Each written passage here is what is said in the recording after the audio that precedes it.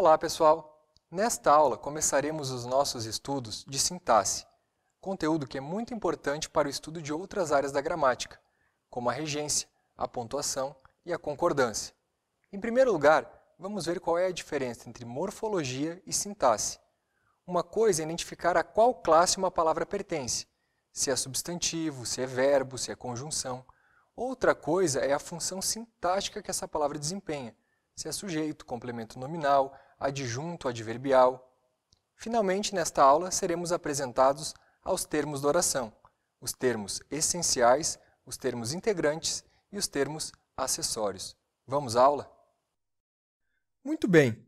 Comecemos pela diferença entre morfologia e sintaxe.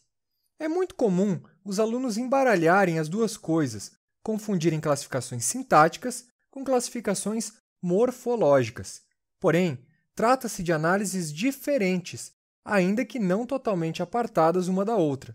Afinal, um bom domínio da morfologia será de grande ajuda para o estudo da análise sintática. Na morfologia, as palavras são analisadas individualmente e classificadas conforme uma das 10 classes de palavras da morfologia: substantivo, numeral, verbo e assim por diante.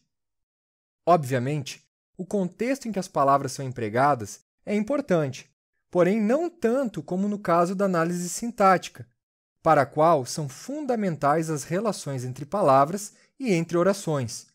A análise sintática se divide em duas.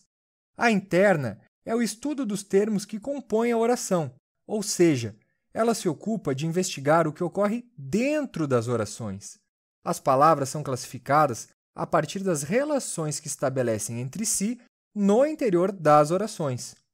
A palavra pode ser sujeito, objeto, agente da passiva, etc.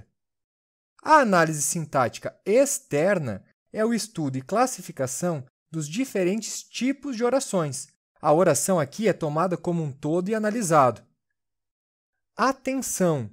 Lembrem-se de que as palavras recebem, portanto, uma dupla classificação dentro das orações, uma morfológica e outra sintática. Vejamos os exemplos. O escritor italiano foi premiado hoje pela Embaixada do Brasil. Ok, como fica a análise morfológica? Substantivos que encontramos aí: escritor e embaixada. Artigo: o antes de escritor e o da contração do, que é de preposição, mais o artigo. Adjetivos: italiano. A locução adjetiva do Brasil, igual a brasileira. Locução verbal: foi premiado, formando a voz passiva analítica. Advérbio: hoje. Preposição: pela. E também podemos acrescentar o de da contração. E a análise sintática interna? Sujeito: o escritor italiano. E escritor é o núcleo do sujeito. Predicado: foi premiado hoje pela Embaixada do Brasil, que é um predicado verbal. Agente da passiva: Embaixada do Brasil. Adjuntos adnominais: o e italiano, adjuntos de escritor, e do Brasil, adjunto de embaixada. E adjunto adverbial: hoje, dando ideia de tempo. Não se preocupem em compreender agora todas essas classificações sintáticas. Detalharemos uma a uma nas próximas aulas. Segundo exemplo: a compra de alimentos saudáveis cresceu no primeiro semestre deste ano. Substantivos aí presentes: compra, alimentos e ano. Artigos: a e o presente na contração em mais o. Adjetivo: saudáveis. Numerais: primeiro e semestre, que também pode ser classificado como substantivo coletivo. Verbo: cresceu, verbo intransitivo. Preposições: de, em e o de da contração, deste, de mais este. Pronome demonstrativo: este. Análise sintática interna agora. Sujeito: compra. Predicado verbal: cresceu no primeiro semestre deste ano. Complemento nominal: de alimentos. Adjuntos adnominais: a, saudáveis, o, primeiro e este. Adjunto adverbial: no primeiro semestre deste ano. Feito! Termos da oração. Estudaremos um a um nas próximas aulas.